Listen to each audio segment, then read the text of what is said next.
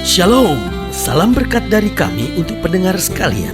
Saat ini pendengar akan diberkati dengan program Hari Ini Harinya Tuhan bagian yang ke-8.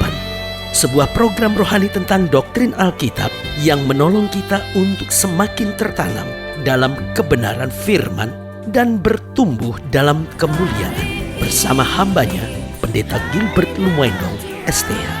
Banyak orang merasa doktrin Alkitab sebagai sesuatu yang membingungkan. Tetapi tahukah saudara bahwa doktrin Alkitab intinya adalah memahami Alkitab dengan benar, dengan pemahaman yang sistematis, sehingga kita terus dapat tertanam di dalam kebenaran firman, sehingga kita terus bertumbuh di dalam kemuliaan Allah. Buka hati saudara sekalian untuk menerima berkat-berkat firman-Nya hari ini. Salah satu penekanan yang penting dalam kehidupan Kristen ini adalah jangan khawatir, karena saudaraku yang kasih dalam Tuhan, hidup Kristen adalah hidup yang berserah kepada Tuhan. Hidup Kristen adalah hidup yang percaya. Hidup Kristen adalah hidup yang mengandalkan Tuhan. Hidup Kristen adalah hidup yang berserah penuh karena kita percaya bahwa Tuhan selalu menyediakan yang terbaik. Itu sebabnya saudaraku yang kasih dalam Tuhan, orang-orang yang khawatir sebetulnya orang-orang yang gak punya iman. Orang yang khawatir sebetulnya orang yang tidak percaya janji Tuhan. Orang-orang yang khawatir adalah orang yang tidak mengenal Tuhan dengan betul. Karena itu kita diingatkan untuk tidak khawatir. Mungkin sudah mendengar program hari ini dan sudah sedang berkata, aduh pendeta, gimana kita gak khawatir pendeta ngadepin anak-anak zaman sekarang. Aduh pendeta, gimana kita gak khawatir gitu, kita di pekerjaannya, kita di bisnis pendeta, aduh banyak tantangan. Mungkin sudah berkata, aduh pendeta, kita itu ya pendeta di saat-saat seperti ini cari orang yang mau setia itu susah pendeta. Dunia ini banyak penjilat, banyak pengkhianat, banyak pemberontak. Atau mungkin sudah berkata, aduh saya udah orang pensiunan, gimana saya gak khawatir. Sebagai hamba Allah, saya cuma mau ingatkan, iblis itu ahli dalam mengajukan alasan-alasan untuk khawatir. Tapi kita sebagai orang percaya tahu persis bahwa Allah kita menyelesaikan segalanya tepat pada waktunya. Haleluya. Nah saudaraku yang kasih dalam Tuhan, mengapa Alkitab menekankan kita jangan khawatir? Saya pelajari karena kekhawatiran itu tidak baik sama sekali. Yang pertama, orang khawatir itu cenderung nekat. Saudara perhatiin deh, orang kalau khawatir hidupnya nekat. Saudara, apapun dia hadapin, apapun dia kerjakan, apapun dia jalani. Saudara, sehingga orang kalau udah khawatir, saudara, waduh, tidak sedikit orang yang karena khawatir akhirnya pergi ke dukun. Tidak sedikit orang yang karena khawatir akhirnya pacaran sama suami orang. Ya habis gimana pendeta, kita ya dunia muda sekarang pendeta, kalau cari pria seusia kita ya hidup susah terus pendeta ya. Jadi mesti cari yang ya agak kelas lah, walaupun ya second lah istilahnya ya kan. Artinya ya walaupun itu suami orang yang gak apa-apa lah, korban sedikit lah, yang penting pokoknya hidup terjamin. Wah saudaraku yang kasih dalam Tuhan, ini bahaya sekali. Manusia cenderung nekat saudara ya kan. Orang gak ketemu pasangan teman hidup, akhirnya pacaran sama orang yang tidak seiman karena dia pikir ya habis gimana ya, umur udah 30 lebih ini pendeta, jadi ya gimana lah, tidak ada rotan akar pun jadilah katanya gitu. Nah saudaraku yang kasih dalam Tuhan, orang kalau khawatir cenderung nekat. Dan yang kedua, saya pelajari orang kalau udah khawatir cenderung menghalalkan segala cara. Saudara udah gak tahu lagi mau halal mau haram, mau benar mau gak benar, mau sesuai firman atau tidak sesuai firman. Pokoknya ini saya kepepet nih, saya harus hadapin, saya pokoknya harus ambil ya kan, menghalalkan segala cara. Dan saya pelajari juga ya saudara, orang tuh kalau khawatir cenderungnya itu melupakan Tuhan ya kan. Dia lupakan Tuhan, dia ragu akan Tuhan, dia mulai mempertanyakan kuasa Tuhan. Betul gak ya Tuhan menolong saya, betul gak ya firman Tuhan ya, dan amin. Saudaraku yang kasih dalam Tuhan, ketika manusia sudah mulai melupakan dan meragukan Tuhan, ini bahaya saudara. Dan orang khawatir bukan hanya nekat, bukan hanya menghalalkan segala cara, cenderung melupakan dan meragukan Tuhan. Dan yang lebih parah juga, orang yang khawatir ini cenderung lupa akan aturan-aturan moral. Saudaraku yang kasih dalam Tuhan, sebetulnya Tuhan sudah menciptakan dalam diri manusia hati nurani, dan itu menuntun manusia pada nilai-nilai moral, sehingga manusia tahu, wah ini gak benar, oh ini gak baik. Sehingga kalau kita mau lakukan dosa, ada deg-degan gitu di hati, ada sesuatu yang kayaknya bilang sama kita, ini gak benar, ini gak benar. Tapi saudaraku yang kasih dalam Tuhan, orang kalau udah khawatir, wah lupa semuanya. Pokoknya apa aja yang saya pikir baik itu yang saya kerjakan. Itu sebabnya sebagai hamba Allah, saya mau bilang kita gak perlu khawatir. Kita punya Tuhan yang memberi jaminan bahwa selama kita berjalan bersama Tuhan, kita lebih daripada orang yang menang. Karena Alkitab bilang, aku akan berjalan di depanmu, aku akan meratakan gunung-gunung, memecahkan pintu-pintu tembaga, dan mematahkan palang-palang besi. Haleluya. Selamat datang dalam program kita hari ini, Harinya Tuhan, sebuah program rohani yang kembali mengingatkan kepada kita betapa pentingnya kita menjadi menjadikan firman Tuhan sebagai dasar keseharian hidup kita. Karena selama kita menjadikan firman Tuhan sebagai dasar keseharian hidup kita, langkah-langkah ke depan kita penuh dengan kepastian, kemenangan, berkat, mujizat, dan perkara-perkara besar. Haleluya. Dan dalam program ini kita memang sedang membahas tentang jangan khawatir. Karena hidup Kristen yang mengandalkan Tuhan, yang percaya Yesus, tidak pernah perlu khawatir untuk apapun. Alkitab berkata, kenapa engkau harus khawatir terhadap apa yang harus kamu pakai, apa yang harus kamu minum, karena Bapa yang di sorga akan mencukupkan segala yang kamu perlukan. Haleluya. Nah, saudara yang kasih dalam Tuhan, dalam pembahasan kita tentang jangan khawatir, kita mau sama-sama belajar dari Hakim-Hakim pasal 19. Hakim-Hakim pasal 19, mulai ayatnya ke-11. Hakim-Hakim 19 ayat yang ke-11 sampai ayat yang ke-21. Hakim-Hakim 19 ayat 11 sampai 21, demikian firman Tuhan.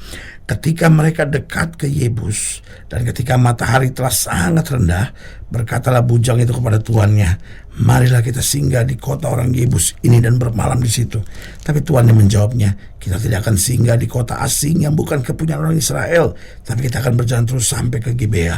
Lagi katanya kepada bujangnya, marilah kita berjalan sampai ke salah satu tempat yang di sana dan bermalam di Gibea atau di Rama. Lalu berjalanlah mereka melanjutkan perjalanannya, dan matahari terbenam ketika mereka dekat Gibea, kepunyaan suku Benyamin. Sebab itu singgahlah mereka di Gibea, lalu masuk untuk bermalam di situ. Dan setelah sampai, duduklah mereka di tanah lapang kota, tapi tidak ada seorang pun yang mengajak mereka ke rumah untuk bermalam. Tetapi datanglah pada malam itu seorang tua yang pulang dari pekerjaan di ladang. Orang itu berasal dari pegunungan Efraim dan tinggal di Gibea sebagai pendatang, tetapi penduduk tempat itu adalah orang Benyamin. Ketika ia mengangkat mukanya dan melihat orang yang dalam perjalanan itu di tanah lapang kota, berkatalah orang tua itu, kemanakah engkau pergi dan dari manakah engkau datang? Jawabnya kepadanya, kami sedang dalam perjalanan dari Bethlehem Yehuda ke balik pegunungan Efraim. Dari sana aku berasal. Aku tadinya pergi ke Bethlehem Yehuda dan sekarang sedang berjalan pulang ke rumah. Tetapi tidak ada orang yang mengajak aku ke rumahnya. Walaupun ada padaku jerami dan makanan untuk keledai kami, pula roti dan anggur untuk aku sendiri, untuk hambamu perempuan ini dan untuk bujang yang bersama-sama dengan hambamu ini, kami tidak kekurangan sesuatu. Lalu berkatalah orang tua itu, jangan khawatir, segala yang kau perlukan biarlah aku yang menanggung. Tetapi janganlah kau bermalam di tanah lapang kota ini. Sesudah itu dibawanya dia masuk ke rumahnya. Lalu keledai-keledai diberinya makan. Maka mereka pun membasuh kaki, makan dan minum. Haleluya. Saudaraku yang kasih dalam Tuhan, tidak pernah kita perlu khawatir selama langkah kita benar, selama jalan kita berkenan kepada Tuhan, tepat pada waktunya, tepat pada waktunya. Saya ulangi sekali lagi, tepat pada waktunya. Kadang-kadang kita udah begitu panik, aduh Tuhan gimana ya Tuhan, gimana ya Tuhan. Saudaraku yang kasih dalam Tuhan, Tuhan tahu waktu yang tepat pada waktunya Dia menyelesaikan segala sesuatunya. Nah, pertanyaan saya sebetulnya, apa yang membuat manusia tidak khawatir? Gimana kita bisa tidak khawatir? Ada banyak orang berkata, ya namanya kita hidup di muka bumi, ada aja lah khawatirnya. Pendeta, gimana sih kita nggak khawatir? Ya kalau nggak dosa kita nggak dosa lah, kalau nggak zina kita nggak zina lah, kalau nggak nipu kita nggak nipu lah. Tapi kalau soal nggak khawatir, aduh gimana, itu kan manusiawi sekali. No, saya mau ingatkan, hidup Kristen bukan hidup tanpa masalah, tapi hidup Kristen adalah hidup tanpa kekhawatiran. Kenapa kita tidak perlu khawatir? Loh, Tuhan kita adalah Bapa yang baik. Bukan hanya itu, ada Roh Kudus dalam diri kita. Lalu selanjutnya ada malaikat yang jaga kita. Dan selanjutnya ada firman Tuhan buat kita, pegangan kita. Dan langit dan bumi boleh lenyap, firman Allah pasti tinggal tetap. Kita nggak perlu khawatir. Nah, apa yang membuat manusia dapat tidak khawatir? Yang pertama, kalau dia memiliki iman yang selalu dirawat dengan firman Tuhan. Artinya gini, orang bisa saja punya iman, tetapi kalau dia nggak rawat dengan firman Tuhan, karena Alkitab bilang gini, iman timbul dari pendengaran dan pendengaran akan firman Kristus. Jadi imannya timbul dari firman. Nah, makin kita bergaul dengan firman, makin kita merawat, maka iman itu akan makin bertumbuh. Nah, persoalan ada banyak orang, oh saya beriman, tapi dia nggak rawat. Tanpa dia sadari, imannya makin hari makin keropos. Tanpa dia sadari, imannya makin hari makin lemah. Imannya makin hari makin nggak berakar. Sehingga apa yang terjadi? Tadinya dia beriman, tapi sekarang udah begitu gampang untuk goyah. Nah, saudara yang kasih dalam Tuhan, apa yang membuat manusia tidak khawatir? Yaitu memiliki iman yang selalu dirawat dengan firman. Orang kalau imannya dirawat dengan firman, maka dia tidak akan khawatir untuk apapun. Yang kedua saya pelajari apa yang membuat manusia tidak khawatir, yaitu kalau dia terlibat langsung dalam melayani Tuhan. Karena iman tanpa perbuatan pada hakikatnya mati. Kita beriman, kita mencintai Tuhan, tapi kita juga harus berbuat, kita juga harus bertindak, kita juga harus mencari jiwa-jiwa, ya kan? Sehingga akhirnya kemajuan kita makin nyata. Jadi apa yang membuat manusia tidak khawatir? Kalau dia miliki iman yang selalu dirawat dengan firman Tuhan. Yang kedua, kalau dia terlibat langsung dalam melayani Tuhan, sungguh-sungguh makin mantap, sehingga dalam melayani Tuhan dia hadapi tantangan, tapi dia juga lihat kemenangan. Dia hadapi tantangan, dia lihat kemenangan, sehingga makin mantap imannya. Dan yang selanjutnya apa yang membuat manusia tidak khawatir, yaitu kita harus melawan setiap intimidasi iblis di dalam pikiran. Jadi kalau iblis mulai bekerja dalam pikiran, mulai mengintimidasi pikiran kita, bagaimana supaya kita tidak khawatir? Lawan, tolak di dalam nama Yesus. Ada banyak orang gak kuat untuk melawannya, sehingga terseret lagi, jatuh lagi, goyah lagi. Tapi saudaraku yang kasih dalam Tuhan, ketika kita mulai lawan, karena Alkitab bilang lawan iblis maka iblis akan lari.